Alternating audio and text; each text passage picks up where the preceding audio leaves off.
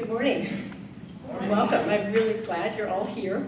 I really loved hearing what you were saying, because it's like when you were reading the part about all the people that have guided me and the young people whose lives have touched me, it brings tears to my eyes. I'm really blessed by all these young people that have touched my life.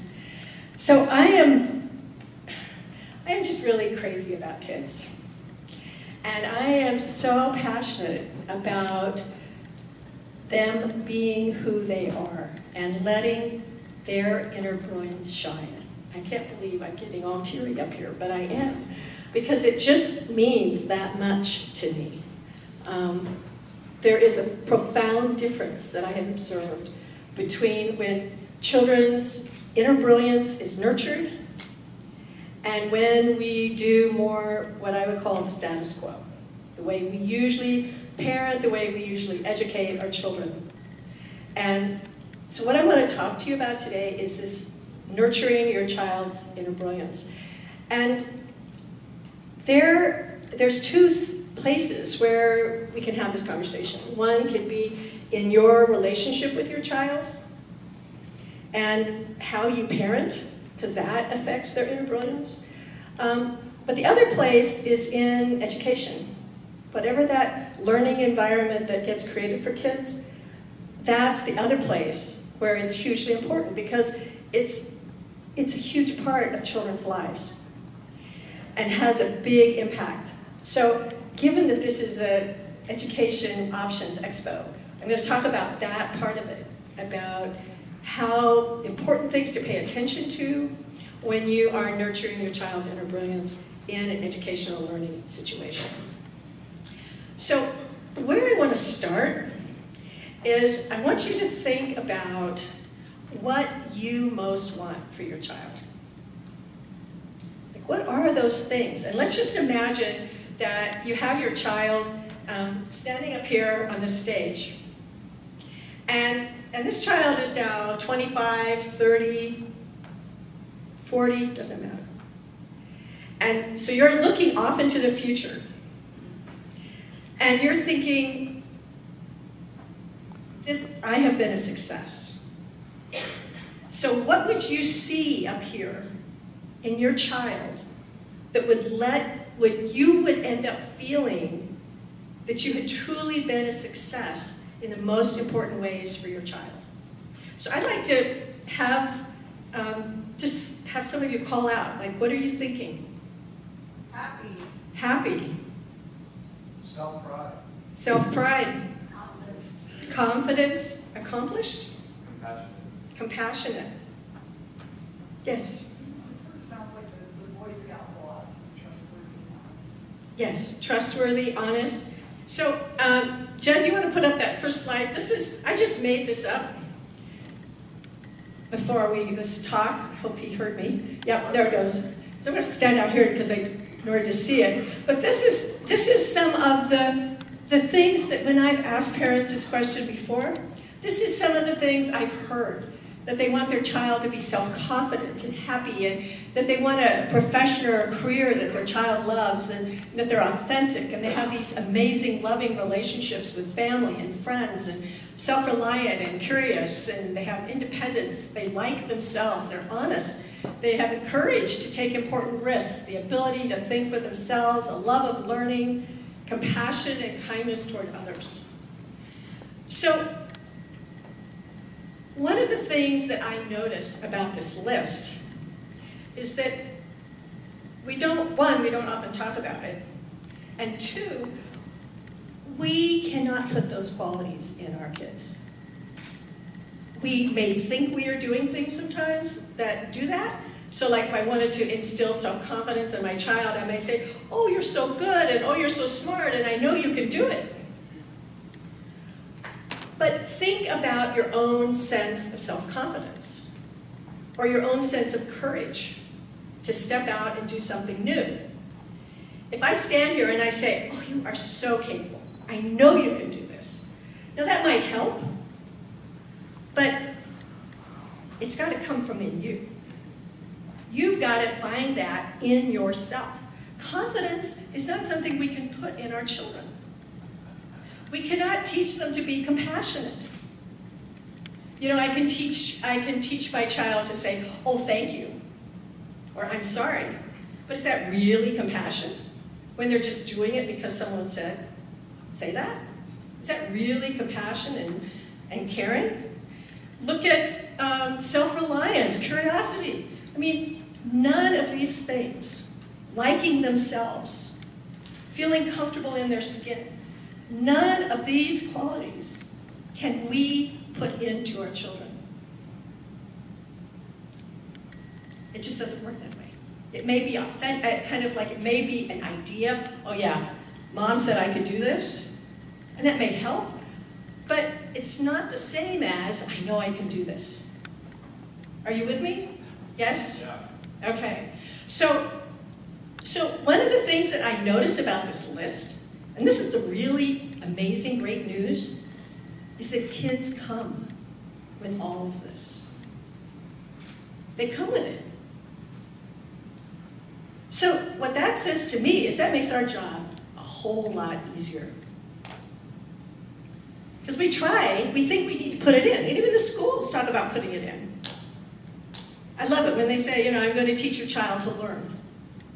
Excuse me, how did they get to be able to walk and talk and, you know, and do all these things? They come with these abilities. And I think we can all agree that these are the most important things. I mean, I've never had somebody say, I will know I've been a success because my son did his homework and he got straight A's.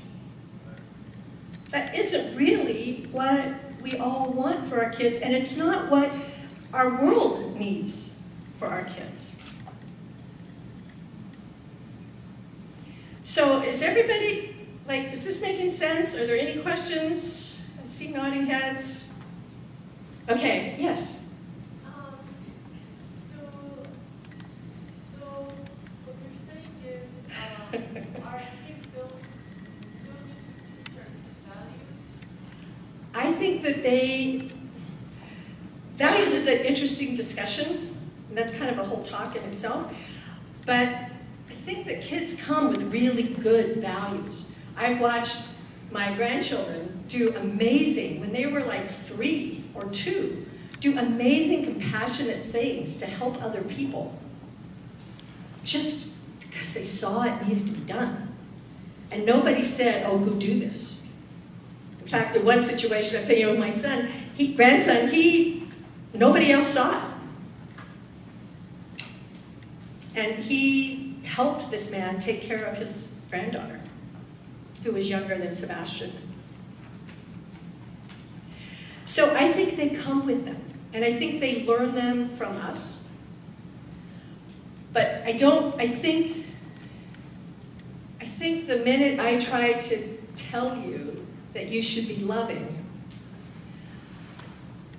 I'm undermining your natural ability to love. And if that natural ability to love or to be confident or self-reliant isn't apparent and showing up, then that just says, okay, something's not working for that child. Those kinds of things are red flags. And then it's like, okay, so now we need to go work on that. We need to figure out why isn't my child living more of this? Yes? I was going to say, I think the hardest job is not taking it away from them. Yes. The way we parent, we might be destroying some of their natural abilities. Absolutely. And then the way we educate. The way we do education just damages this. And I want to move on to talk about that a little bit. So, the question then becomes, let me turn my page here just a second.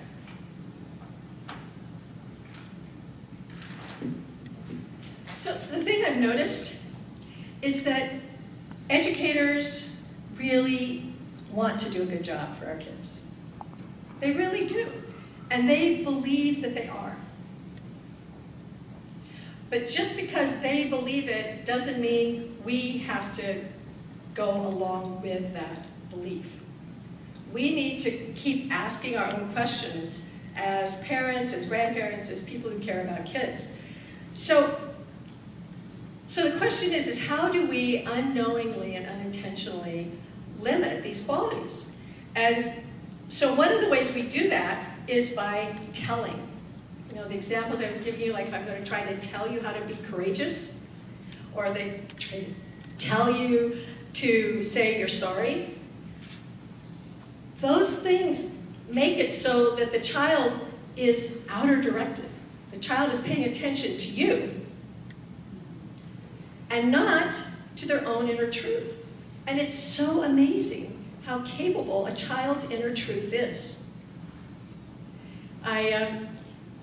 As I say that, I'm reminded that I wanted to share this. Last night, my grandson, my 7-year-old grandson, was over at our house, and my husband really has tools and stuff in the garage. And Sebastian decided he wanted to make a horseshoe. And so they just started, you know, my husband helped get, like this is just wiring from inside an insulated, like household wiring. So there were 3 wires inside. And Sebastian looks at that and he goes, okay, I want to twist it. And he says, okay, now I want to flatten it. How can we do that? And so he designed this and helped in the making of it.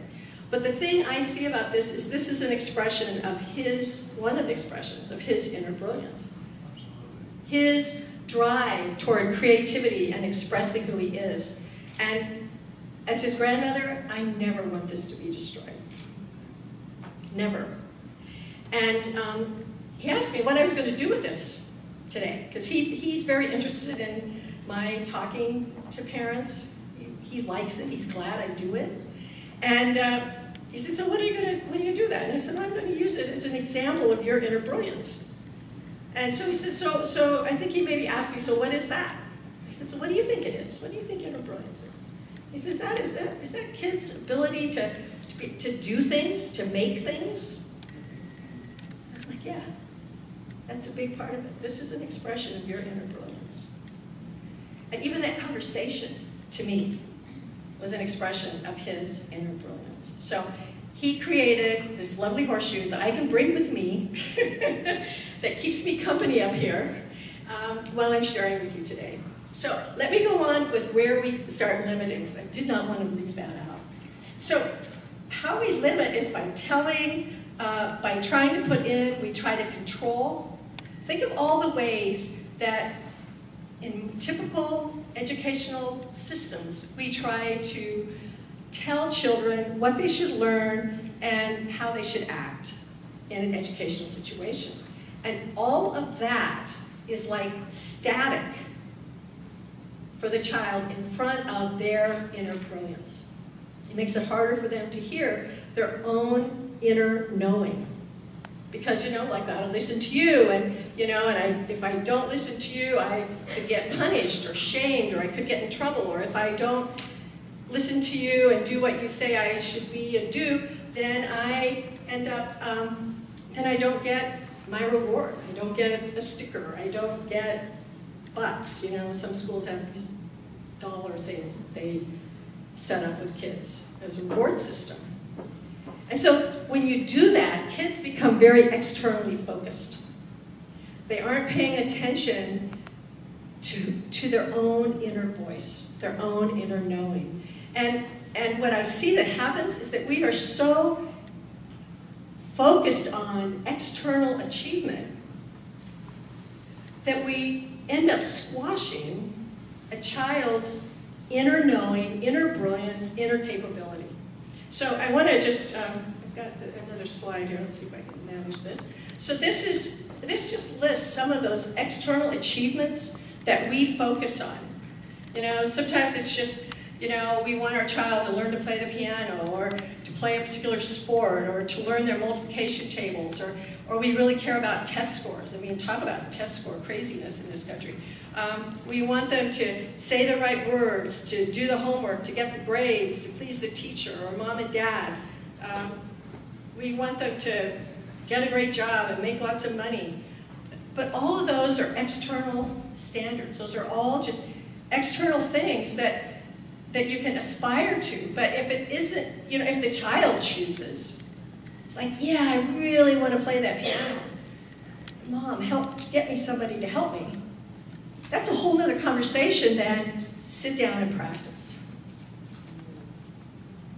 And I think that the more we, in a child's education, and in many ways as their life, that we let them self-direct, the better off they are. So we do things that we think are the best for our kids, including telling them to say, I'm sorry, including telling them that they have to do their homework. But we're not always paying attention to what's happening internally. We're just paying attention to how it looks on the outside, whether that child achieves. And I think that that list of items we had before, that's what really makes the difference. Okay, so moving on.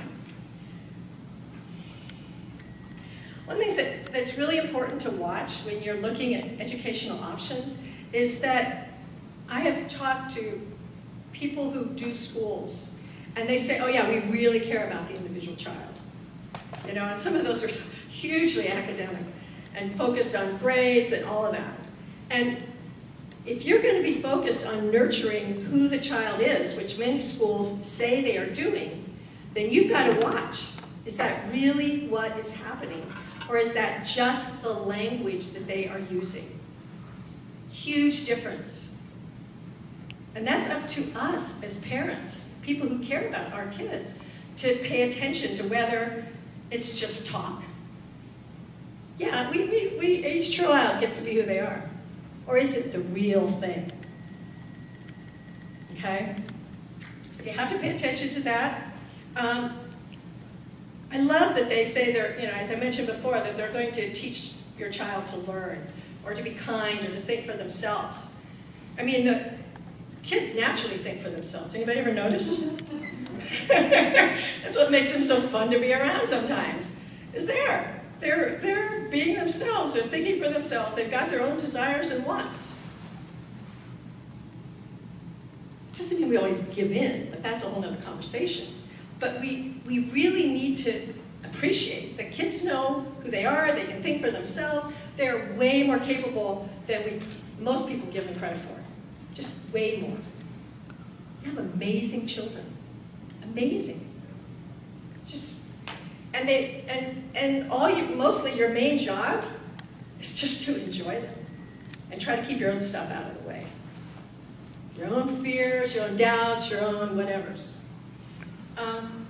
And one of the things that I see that happens is that, you know, you look at the results of this constant putting in and telling that we do in our society, you know, about how you should be and how you should act and what you should say and what you should think and believe. What happens is we have lots of therapists making lots of money, and people are trying to figure out who they are and what they want and what matters to them. Well, what happened there? They didn't start out that way. Something happened along the way. And that's one of the things that is really, I think is all really important for you as parents to be aware of, is that for you to think out of the box, it means stepping out of the way that most of us were raised. Most of us were raised in a way that was very much one of telling, that the adults knew. And so we don't always remember. It's like it's hard to step out of that belief system that we don't need to do all that telling and to try something new. And I think many of you are here because you are open to exploring something new. Let's see. Yeah. This is so important for kids to have this strong sense of being comfortable in their own skin and connected to themselves. You know, just think of all the concerns and worries that you might have as a parent, and just know that when your child has that, They are more armed and prepared for all the challenges of life than anything else you could give them. Okay, so I think I want to move on to this next thing, because in schools, there's different kinds of levels of learning, and there's one learning that is like learning grades and math and that sort of thing. But there's also what I'm calling macro learning. And this is the things that children learn in schools that we often don't think about what they're learning, that they're learning this. So one of the things to know is your child's always learning. And even if they're learning math and learning to do their homework, there's still this kind of learning that can happen. You know, that if I'm myself, I'll get in trouble, I'll be punished, I'll not get my reward, I'm not okay the way I am. Mom, dad, teachers, they know what's best for me. I'm supposed to please others. My job is to keep other people happy. I mean, I'm sure some of you can find, you know, you have this in your own bank of beliefs and ways of doing things. Others know what's best for me. It's a hopeless problem trying to please others. And also one of the other, you know, that downsides that is I don't like learning. Learning isn't fun. Reading isn't fun. So all those, even though a child may be learning to read, they're making meaning and making decisions based on their life experience. And this kind of stuff goes on, and we can't tell because it's often subconscious. They don't often tell us this. So, I think enough said. So I want to talk just a little bit here about some guidelines in choosing an education program that will nurture your child. So this is the first one. To be aware that you as a parent, educator, someone who interacts with and cares about children, loves children, you have a powerful, important decision to make. One of the things I see happen is that many parents don't even ask the question. To me, the fact that you're here means you are asking the question. But this is not just automatic. Okay, my child is now 5, I am sending them to school. But that you really notice that you are making a powerful choice that's going to affect your child's life and your life, possibly, you know, most likely for the rest of your lives. The second one, whoops, here. I need to hold this, not leave it there. Is this number 2? Yes. So the second one is to make nurturing your child's inner brilliance your highest priority. This is my bias. This is what uses all the amazing skills and talents that is your child's naturally. This is what allows that to shine. You start trying to put it in and you're squashing. So pay attention to when you choose an educational environment, is it really allowing your child's inner brilliance to be expressed? And how much? Okay, number 3. Make your goal your child's learning, not their education. And this is kind of a small point, but I think it's important, is that education, to me, is something that we try to put in. We're going to give our kids an education. I mean, we say that all the time. But what I think is really important is, how is our child learning? What is our child learning? How can our child learn best? And I think those are the important questions, not just, let's make sure he gets an education. Because we already saw on that list of some of the other subconscious choices that children make, you know, their learning is some of the things we don't really want. Next one. Create your child's learning experience together with your child. To set aside your personal agendas and your concerns and figure it out together.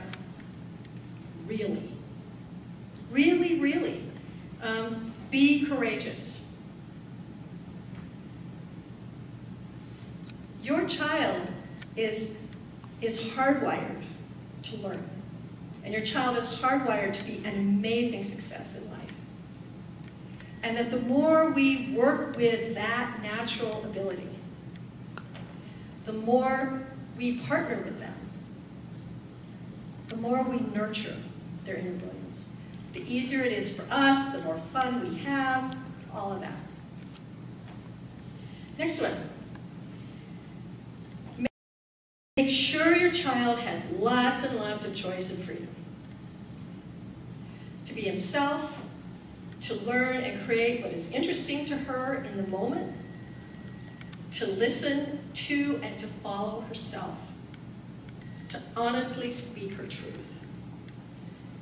This is so important for a child in all situations, but often these get squashed in a school environment because so much of traditional schooling is about conforming and fitting in and doing what you're told. And so for a child to be able to speak their truth, it's like, you know, I don't want to do this right now. I've got something else I want to do over here. Is there any room for that conversation in traditional education? Or I really don't care about this math stuff you're doing. But, you know, I'd really like to make a horseshoe. Huge difference. And then number 6 is trust your child. Trust your child's natural amazingness, their natural inner brilliance. You know, I cannot say it enough. You know, as a mom, I did my very level best to trust my child's inner brilliance. And I'm really happy with how it all turned out. I think if you were to ask him, he'd agree. So it's hugely powerful, this business of people making by trusting who your child is. Because they're truly amazing. Okay, the last thing I want to touch on here, and I will be done, is integrity. Because one of the things I think that I'm talking about here is supporting our children's integrity, their sense of wholeness and being true to who they are. So I thought, okay, I really like this word integrity. So I wonder what it means in the dictionary. So in Merriam-Webster, this is what it had to say. And I thought all 3 of these were hugely important in this conversation. One is that integrity is uncompromising adherence to moral and ethical principles. And I would add to that, principles of your own choosing. That is integrity. And honesty. The second one is a state of being whole and entire. It's exactly what we want for our kids, to be whole and entire people. And the third one is to be sound and in an unimpaired condition. That's why we're all here. That's why we're all having this conversation. And one of the things that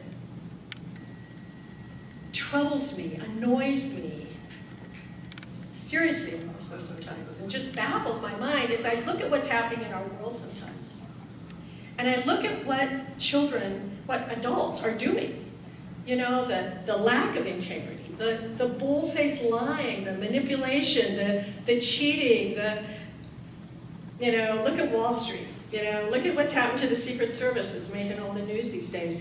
I mean, how does this happen? How did we get to that place when it's every freaking where? And the thing I see is that part of that goes right back to how we educate our kids. Because we educate kids to pay attention to the externals, to get by, to get the grades, to just make it look good. You know, and cheating, I mean, you hear conversations sometimes about how cheating is just so on the rise. Why is that? Well, you know, the emphasis on just get the grade. Who cares? And kids, you could just hear kids, talk to kids, and they'll say, oh yeah, I just learned it for the test. Gone. There is no integrity in that. No integrity. So, that's what I want for our kids, is integrity. And then I want for us to remember that we are raising our children to be happy, caring, successful people, but we're also raising them to be global citizens. Big picture. Who will have the profound needed gifts to share it with all of us. And let's make sure we do our part to keep their inner brilliance alive. And thank you very much for giving me this opportunity.